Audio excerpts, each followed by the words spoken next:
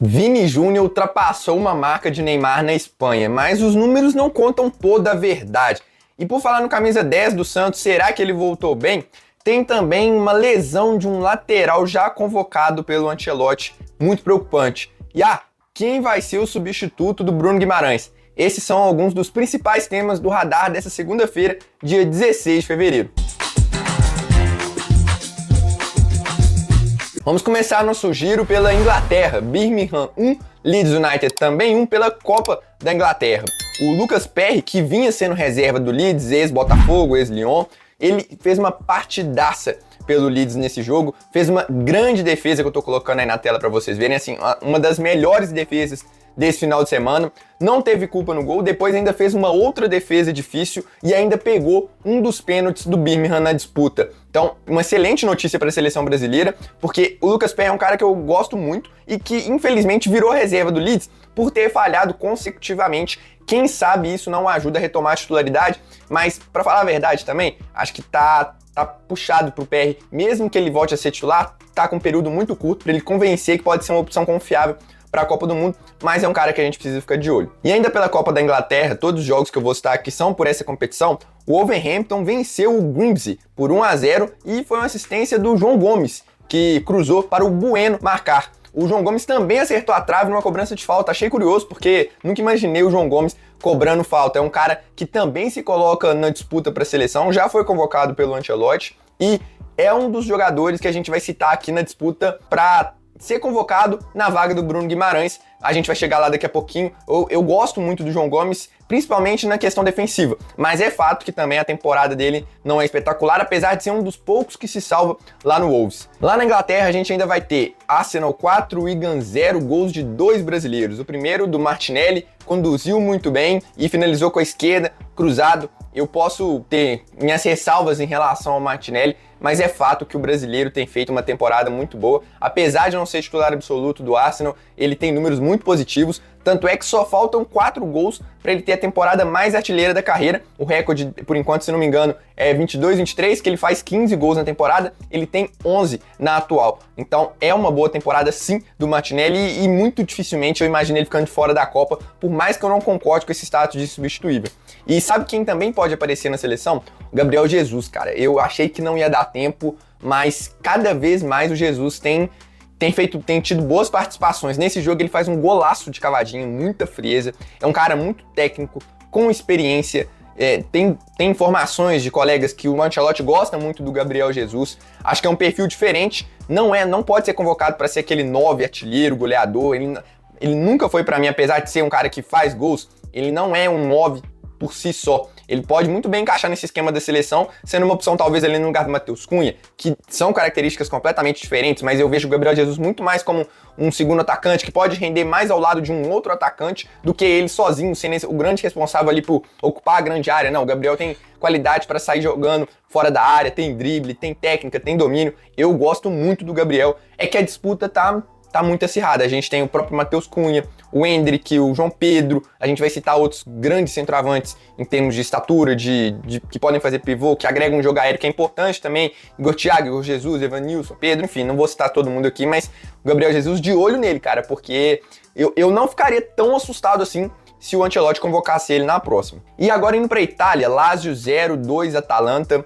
o Ederson, volante, ex-Corinthians, ex-Cruzeiro, ex-Fortaleza, fez um gol de pênalti, deu 3 passes decisivos e errou apenas 2 dos 40 passes tentados na partida. Não é uma baita temporada do Ederson, mas ele vem retomando o bom futebol. Ele que também teve envolvido em algumas situações de mercado. O Atlético de Madrid tentou contratar ele na última janela, acabou que não caminhou. Ele aparentemente queria sair da Atalanta. Essas coisas acabam mexendo com o futebol do cara, e também a Atalanta mudou de técnico depois de um longo tempo, então exige ali uma adaptação ao esquema tático, mas o Ederson é um dos jogadores mais completos que a gente tem nesse meio campo. Não é um meio campista que com a bola vai te entregar o que o Bruno entrega, e a gente vai chegar nessa discussão agora, mas é um jogador muito bom defensivamente, um box-to-box, tem qualidade para chegar à frente também, para infiltrar, e ao meu ver ele tá um passo à frente do João Gomes. Acho que ele consegue entregar talvez um pouco menos em termos defensivos do que o João Gomes, mas com a bola ele é melhor do que ele. Agora, quem é o principal substituto do Bruno Guimarães? A gente tem duas questões aqui. Primeiro, quem vai ser o titular da seleção com a lesão do Bruno. Para quem não sabe, né, perdão, mas eu fiz um short aqui, o Bruno Guimarães teve uma lesão e só volta em abril, está fora dos amistosos contra França e Croácia. Com isso, vem a discussão. Quem vai ser o titular do Brasil ao lado do Casemiro? Bom, a minha projeção e a minha vontade também é que seja o Andrei nesse momento. Apesar que o Andrei tem uma característica muito diferente da do Bruno. O Andrei também vem até jogando de primeiro volante em alguns momentos lá no Chelsea, enquanto o Bruno é um cara box to box, que carrega a bola, que tem lançamento. O Andrei é um jogo muito mais rápido, de associação, toque de primeira. O Andrei dá muito toque de primeira, o Bruno conduz mais a bola, tem uma visão de jogo melhor. Só que defensivamente, eu acho que o Andrei é o cara mais pronto para cobrir essa área toda. E se não for ele, a gente, assim, para ser titular, eu sinceramente, eu não sei, porque se a gente pegar caras mais experientes, como o Paquetá e o Gerson, e eu acho que pode ser até o Paquetá, não duvido, tá? Ou até mesmo o Gerson, se eles retomarem o protagonismo, e falta um mês praticamente para convocação, se eles voltarem a ter um bom futebol, por serem mais experientes com a camisa da seleção, não duvido que o Ancelotti os escalhe. Aí eu não tô falando da minha vontade, tá? Hoje, como eu disse, meu favorito é o Andrei. Mas a gente tem outras opções, tá? A gente tem o próprio Ederson, que eu acho muito injustiçado na seleção, já tinha que ter tido uma oportunidade. O João Gomes, o Joelinton, eu não sou muito fã, mas o Ancelotti já o convocou. E a gente tem jogadores que estão se destacando muito aqui no futebol brasileiro e que tem uma característica mais de associação, de temporizar, de passe mesmo. Eu vou citar aqui 4, nem todos com essa mesma característica, acho que o Danilo não se encaixa tanto, mas o próprio jogador do Botafogo, Martinelli do Fluminense, Breno Bidon do Corinthians, o Andrés Pereira do Palmeiras e o Marcos Antônio do São Paulo. Eu acho que são todas boas opções, mas nenhuma me convence, nenhuma chega perto do que o Bruno vem jogando. O Bruno vem fazendo a temporada mais artilheira da carreira, vem sendo um dos melhores meio-campistas da Premier League, do mundo, e dificilmente a gente vai conseguir substituir ele à altura. Eu não sei mesmo como fazer com essa ausência do Bruno, que é tão pesada para a seleção. Qualquer um que entrar vai mudar a característica, vai mudar o estilo de jogo e não vai entregar aquilo que o Bruno vem entregando em jogos tão importantes. Eu acho que eu priorizaria a defesa e por isso eu iria com o André, mas tem o próprio Fabinho também, que é mais um primeiro volante, então não sei como seria o encaixe ali com o Casemiro. De verdade, estou muito curioso para ver o que o Ancelotti vai fazer. Eu não escalaria um desses caras aqui, Marcos Antônio, Martinelli, esses caras que nunca foram convocados para a seleção como titular contra a França. Eu acho que é muita responsabilidade para um cara que não tem entrosamento nenhum com o grupo. Eu acho que tem que ser alguém que já está inserido nesse contexto. E para mim, nesse sentido, é Andrei ou então Paquetá ou Gerson. Mas o Gerson faz muito tempo que não é convocado. E eu vou até falar do Gerson hoje, ele tá até bem no Cruzeiro, mas não sei se dá tempo também de voltar a ter esse protagonismo todo. E o Paquetá ainda readaptando ao futebol brasileiro, também não sei como ele vai chegar na próxima convocação. Mas deixa aí nos comentários quem seria seu substituto, tanto na convocação quanto no time titular. Eu acho que hoje também eu gostaria de ter, inclusive, 2 desses nomes aqui que eu citei. Eu convocaria provavelmente o Ederson, talvez o Breno Bidon, um desses 4 aqui do futebol brasileiro, e ainda mais um, talvez o Paquetá ou o Gerson, para ser esse terceiro homem de meio de campo, se a gente precisar. Mas deixa aí nos comentários. E por falar em lesão, o Wesley estava jogando muito bem pela Roma, sofreu um pênalti no empate por 2-2 com o Napoli, e nesse lance, me parece até, se você olhar com muita calma, me parece que o Wesley torce o tornozelo antes do jogador encostar nele, porque é o tornozelo esquerdo, e o jogador do Napoli derruba ele tocando no tornozelo direito. Então, uma pena, o Wesley que vem jogando como um ala pela esquerda, seria uma boa opção para a direita. O Wesley que vem fazendo uma boa temporada pela Roma, a gente não vai ter o Militão, lembrando disso, o PH voltou, ainda tava lesionado lá no Vasco, não voltou ainda no nível que estava no ano passado, então a gente tá com poucas opções para essa posição. O Wanderson não tá fazendo uma boa temporada, assim como foi na passada, também sofrendo com lesões. Então é uma posição que a gente tá um pouco carente. Hoje, até lá na Itália, talvez a gente vai olhar pro Dodô, mas sinceramente não sei também como é que a gente vai fazer se o Wesley tivesse lesionado. Para mim seria a opção mais confiável nesse momento, sem o Militão, ou então talvez jogar o Marquinhos para ali, mas não sei até que ponto também o Marquinhos tá em condições de fazer essa posição. Mas fato é que o Wesley saiu mancando, e pelo que eu olhei aqui, uma torção de tornozelo demora aí pelo menos um mês para se recuperar. Claro que isso varia muito de jogador para jogador, a gente não sabe mesmo se foi uma torção, mas a gente torce muito para que não tenha sido algo grave e que o Wesley esteja à disposição para o próximo jogo. Antes de passar aqui para o nosso próximo país, te convido a deixar o like. Por que tem que deixar o like? Porque é muito importante para o canal, porque você mostra para o YouTube que você está gostando desse conteúdo e ele entrega para mais pessoas. Então você me ajuda muito deixando o like, parece bobeira, mas não é. E se você é novo por aqui e gosta do tema seleção brasileira, se inscreva para receber notícias, análises, histórias, curiosidades, tudo a gente tenta trazer aqui no canal. Vamos para a Espanha agora. Mais uma vez eu vou ter que falar dele, Antony. na vitória do Real Betis por 2-1 sobre o Mallorca. O primeiro gol sai de uma finalização do brasileiro e no rebote o jogador do Betis abre o placar. E no segundo ele dá um belo passe para o Bakambu fazer um gol, uma baita temporada do Antony. No fim do jogo ele até perde um gol que não pode, tá? Ele fica cara a cara com o goleiro e não finaliza bem, mas eu tenho que falar do Antony, gente, porque, por exemplo, eu já falei aqui em outros vídeos, o Luiz Henrique ele não tá jogando lá no Zenit, porque o Zenit só volta a jogar em março. E aí, naturalmente, você abre uma vaga ali na ponta direita. Claro que, por exemplo, você pode jogar o Endrick por ali, você tem o Rafinha, o Rodrigo, todos esses podem fazer o lado direito ao lado do Estevão. Mas um jogador da posição que vem se destacando muito, não tem como não citar o Antony, que é um dos protagonistas do futebol internacional, um dos brasileiros que fazem um dos melhores anos aí antes da Copa do Mundo. E por lá, Vini Júnior tá voltando, hein? Tá voltando, toda semana o cara tá jogando bem. Dessa vez ele marcou 2 gols na goleada do Real Madrid por 4-1 sobre a Real Sociedad. Ele sofreu os 2 pênaltis e cobrou os 2. E algo que me chamou a atenção foi a cobrança de pênalti do Vini. Ele cobrou estilo Jorginho, dando uma paradinha no final ali antes da cobrança. E isso me chama a atenção porque o Vini não é um baita cobrador. Ele já perdeu alguns pênaltis. Tanto é que hoje o cobrador oficial é o Mbappé e o Vini só bateu porque o Mbappé não estava em campo. Quem sabe com essa mudança, o Neymar também passou por isso, tá? O Neymar não cobrava do jeito, ele não cobrava tão bem igual ele cobra hoje. O Neymar, ele tinha uma cobrança diferente. Ele vinha, aí dava uma paradinha no meio e depois que ele foi aprimorando essa questão. Então o Vini, craque como é, pode estar se adaptando também a isso e pode ser que ele se torne uma opção confiável para ser um batedor da seleção. E muita gente subestima isso, mas a gente foi eliminado na última Copa por causa de pênaltis. E hoje a gente já tem o Rafinha, se o Neymar eventualmente estiver na Copa é um cara que bate bem, centroavantes que batem bem também, e o Vini tá se colocando aí como uma opção. O meu favorito hoje para ser o cobrador oficial é o Rafinha, por experiência, por cobrar bem, por ser um dos melhores finalizadores do mundo. Hoje eu iria com o Rafinha, mas o Vini também, pelo nome, pelo peso, pode ser que ele assuma essa função na seleção brasileira. Mas o Vini fez uma partidaça, tá? Não foram só os 2 gols, não foram só os 2 pênaltis sofridos, ele deu caneta, deu passes importantes, é um cara muito completo e que vem sendo muito importante nessa recuperação. Temporada de altos e baixos, tem hora que ele vai mal e fez alguns jogos muito criticáveis, foi vaiado pela torcida lá no Santiago Bernabéu, mas hoje vem retomando o protagonismo lá no Real Madrid. E deixa aí nos comentários quem seria seu cobrador de pênaltis. E só para complementar aqui a informação do Vini, o Vini chegou a 11 gols e 10 assistências em 38 jogos na temporada. São 69 gols na La Liga. Desde que ele chegou no Real Madrid, ele fez 69 gols na La Liga. E aí viralizou que ele ultrapassou o Neymar, que fez 68 gols. Só que isso mostra muito mais longevidade do Vini na Espanha do que qualidade em si por ter passado o Neymar. Sabe por quê? Porque o Vini ele precisou de 229 jogos para fazer 69 gols, enquanto o Neymar precisou de 123.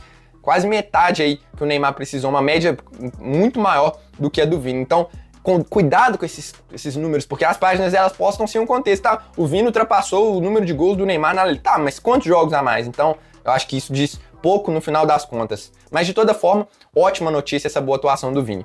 E por fim aqui a gente chega no Brasil, dessa vez eu deixei o futebol brasileiro pro final porque eu quero falar do Neymar, mas a gente vai começar no jogo do Cruzeiro, vitória por 2-1 sobre o RT. Gerson jogou como meio pela esquerda, ele que já participou como meio pela direita, como segundo volante, e dessa vez ele deu assistência pro Caio Jorge. O Gerson tocou pro Matheus Pereira, que finalizou, na sobra o camisa 11 Celeste só rolou pro Caio Jorge deixar o dele.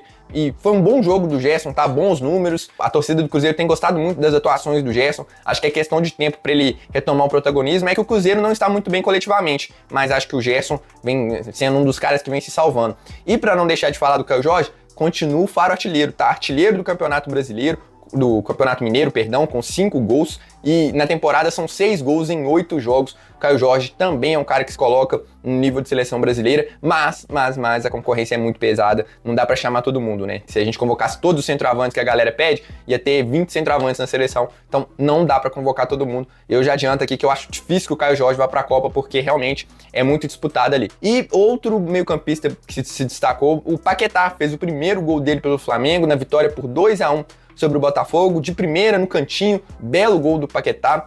Também ainda teve 5 recuperações de bola, ganhou muitos duelos, isso é uma coisa que eu gosto muito do Paquetá, um cara muito agressivo sem a bola, e por isso até também recebe muitos cartões amarelos. A galera tem muitas ressalvas em relação ao Paquetá, e eu confesso que eu gosto muito. Como eu disse, eu acho que pra tirar ele da Copa tem que ser se ele estiver jogando muito mal mesmo. E algo curioso é que depois desse jogo, o Felipe Luiz falou que viu o Paquetá, a melhor versão do Paquetá mais próximo ao gol.